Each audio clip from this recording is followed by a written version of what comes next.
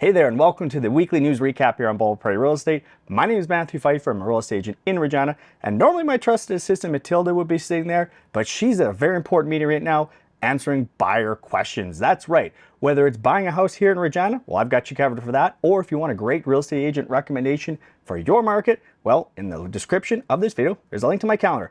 You can book me in for a buyer's consultation. I've got you covered. I get you set up with that perfect agent. Just some of what's coming up in this video. We've got what 𝗬𝗂𝗃 has as the cheapest places to buy a condo in Canada, what the Bank of Canada is seeing in the Canadian real estate market, and a rental scam that's going on in Canada that I unfortunately now have first-hand experience with. If you have a great news article you want me to talk about in a future episode, I've got my contact information in the description below, and you can email that to me directly. I actually had a viewer reach out to me just a few days ago with a Victoria mortgage broker that's in a whole bunch of hot water, facing a bunch of lawsuits.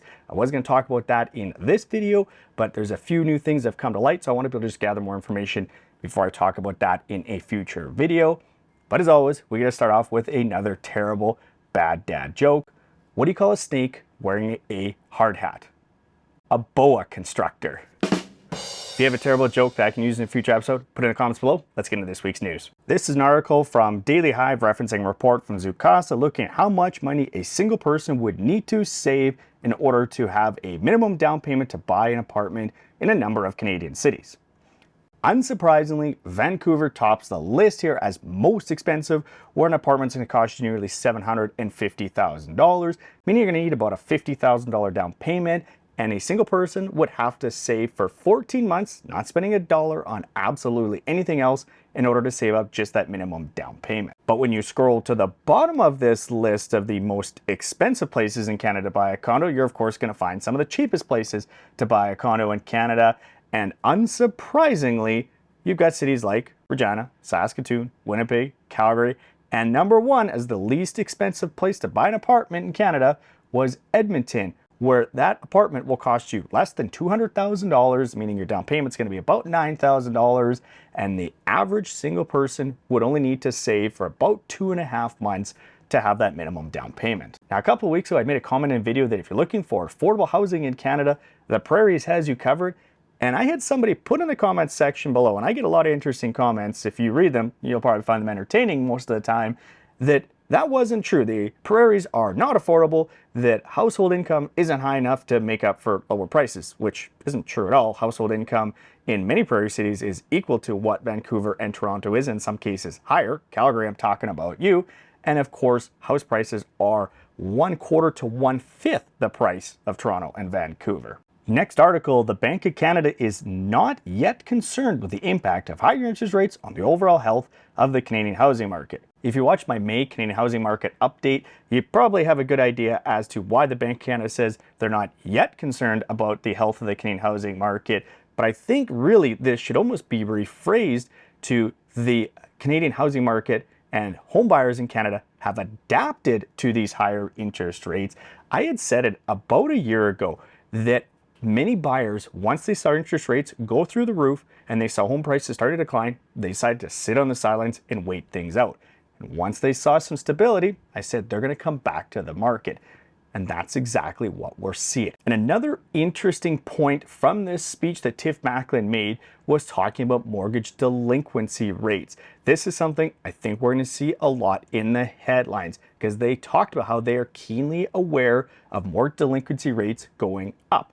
And they are going to go up. They're going to continue to go up because, as 𝗃𝗂𝗃𝗀𝗃 put it, this is just mortgage delinquency rates normalizing, not a cause for concern. To put things in perspective, pre-pandemic, mortgage delinquency rates was 0.3% in Canada. It dropped to 0.15%. It starts to trend back up. Don't be surprised when you see headlines about how mortgage delinquency rates have doubled and how bad and scary that is. But remember, again, if they double, and they very well could, that'll just get us back to where they were pre-pandemic, which was already considered extremely low. Speaking of mortgages, let's talk about mortgage renewals. This is, of course, another hot topic in the news, and I see it in the comment section. This is something that I think we're going to see a lot in the news in the future here. It's going to be a big headline. It's something I see a lot in my comment section, when people say once homeowners have to renew their mortgages with these higher interest rates, that's going to cause a lot of pain and stress, and they're going to be forced to sell their houses. Well, the largest non-bank lender in Canada, First National, and they are a major player, this is not a small bank, is saying that they are not seeing concerns right now, whether it's with variable rate mortgage holders or fixed rate mortgage holders renewing into higher rates. I'm actually going to read a quote directly from the CEO here in their latest earnings call. We are not seeing issues with the adjustable rate portfolio as it relates to the fixed rate borrowers who are now renewing into higher rate environment than they were 5 years ago. We're not seeing any issues. And we're not currently engaged in any programs to relieve borrowers who are having any problems because we're not seeing it yet. Now, I have no doubt that when people go to renew mortgages from these low rates we had a couple of years ago to what are higher rates today, if they still continue, that there are people that are going to face challenges and struggles. But like I've said many times before in the comment section, I haven't really said it on the video though, is that these homeowners also have lots of flexibility and options. Now, I'm going to link in the description below a great video from mortgage broker Conrad Neufeld, where he sat down and broke down what options those homeowners have as they come up to renewals and what potentially happens if they all of a sudden may or may not qualify for that mortgage with those higher interest rates. It's a longer video, but it's definitely worth a watch. So again, that'll be linked in the description below. Next article here is talking about jobs numbers. Stats Canada has the most recent jobs numbers out, and 40,000 jobs were added. The expectation was the Canadian economy would add about 20,000 jobs. So this makes like the 4th or 5th month in a row that not only did the Canadian economy add jobs, but far more than what most experts were projecting. Now, I know, I've seen it, the headlines, and there seems to be every single day somebody saying a recession is coming, a recession is coming, the real estate market's going to crash because everybody's going to lose their jobs and nobody's going to be able to make payments on their house. Yes, recessions aren't good for real estate markets. They're not good for the economy as a whole. And yes, a recession very well could happen.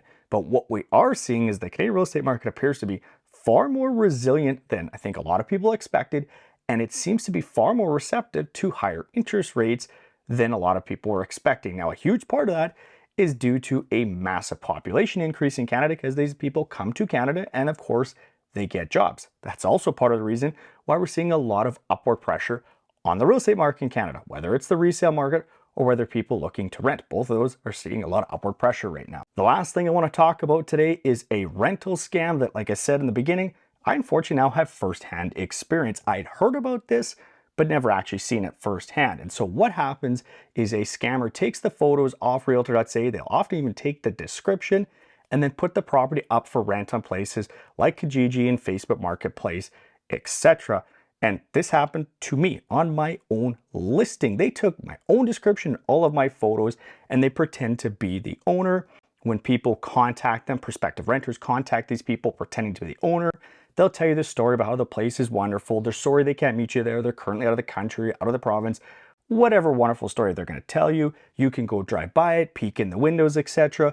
Ignore the real estate sign. I've canceled the listing. The sign will be down in a few days. You know, I've had a lot of interest in the property, so if you're really interested and you want to rent it, just give me a security deposit. Now, usually these places are being advertised well below market value, and they're asking for only a small security deposit, $300, $400, $500. This should probably start ringing alarm bells right off the bat. Thankfully, in the case of my own listing where this person did this, I had 6 separate individuals who went, this doesn't seem right, and they reached out and contacted me, and I said right away, this is not the owner you're talking to. This is somebody trying to scam you out of money. They're just going to ask for this damage deposit, and you will never hear from them if you give them this money. So you have to contact the police. I've contacted the police each and every single time, but I'm also not the person that's being scammed. It's the person that's looking to rent this property that is being scammed.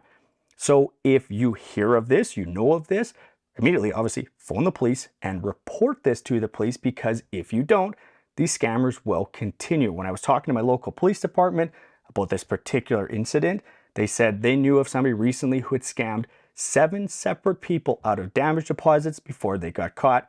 If you're doing this at $500 a piece, you're going to collect a fair amount of money pretty quickly.